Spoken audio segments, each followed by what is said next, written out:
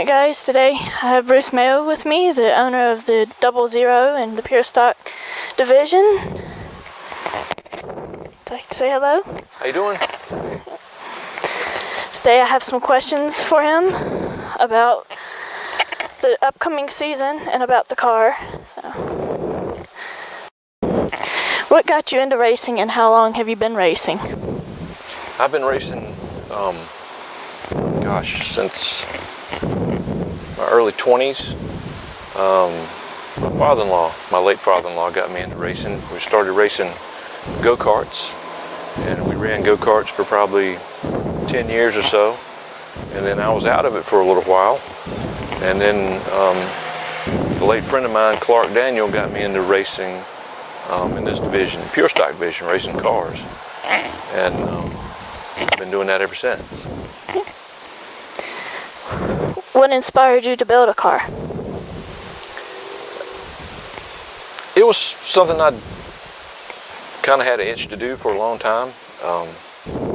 First car I ever drove was built between myself and Clark Daniel. He did the biggest part of the work, and I started driving for him and drove for him for a couple of seasons before I wound up buying the car from him and then went on my own from there. Is owning a race car expensive? It can be. If you, it's not too bad if you don't tear it up on the weekends, but if you have bad luck or engine trouble or such as that, it can get really expensive. Have you enjoyed being a driver? I have. It's a lot of fun. It has its moments where you wonder why you're doing it, but overall it's a blast. It's being in a race car, that's the only time you can really, or for me anyway, you can turn everything off. You think about nothing but what you're doing. Mm-hmm. You're living strictly on the moment about what you're doing. What is one of the most stressful situations on race day as a driver? Probably getting the car dialed in.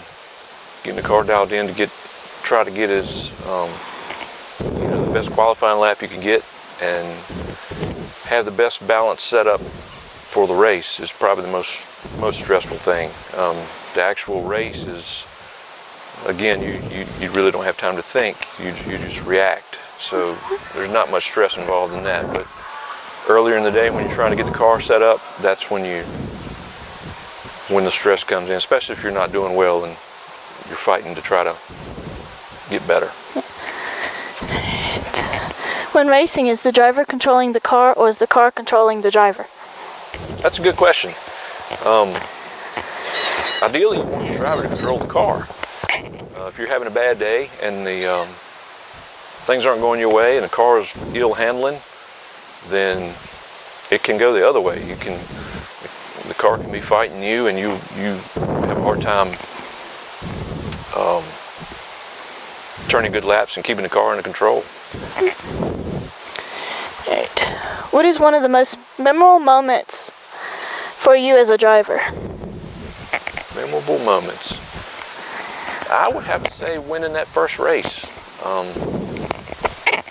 The first race I actually count as a win. We won a race due to a disqualification, but the first one we actually won on the track is what I would consider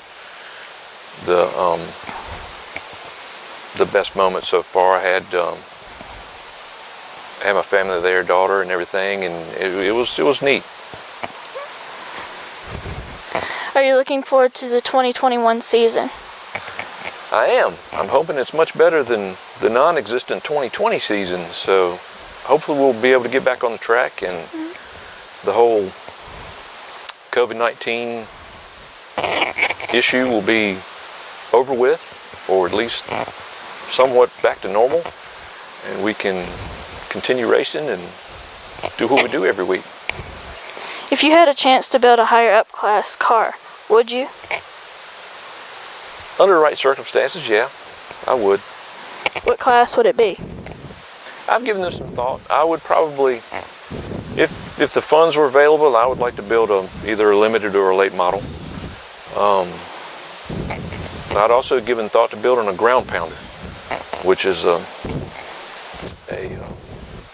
you know, it's an old school class that a lot of people run, but those cars they tour around, you get to run different places, you get to meet different folks, and they just get together and race. It seems like a really fun class for me. The only downside to it, if you run that class, you can't run anything else. That's the only class you can run, so we'll just see how the future turns out.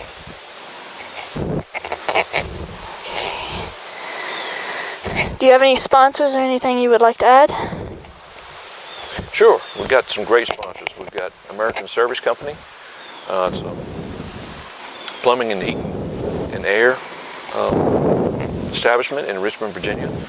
We've got Abbott Farm Suppliers here in town. We've got McCullum Furl Shoes here in town. Tailgater Sports Bar and Grill we've got Centerville Sailor. We've also got Duffy's Vinyls and Tees, Arrow Electrical. I believe that's it. I don't think I'm missing anybody.